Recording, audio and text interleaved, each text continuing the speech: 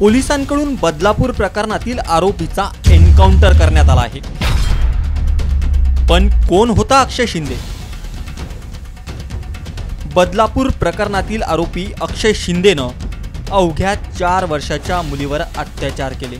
त्यानंतर कारवाई करण्यास पोलिसांकडून दिरंगाई झाली।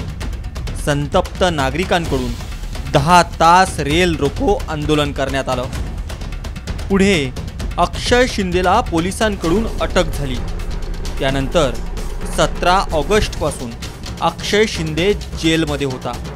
मात्र आज पोलिसांकडून अक्षयने बंदूक हिसकावली।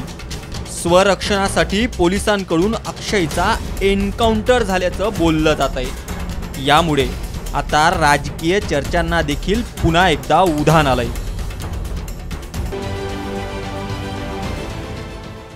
देश विदेशातील प्रत्येक घडामोडींचे लाईव्ह अपडेट मिळवण्यासाठी आता साम टीव्हीच्या सर्व सोशल मीडिया प्लॅटफॉर्मला लाईक, फॉलो आणि सबस्क्राईब करा।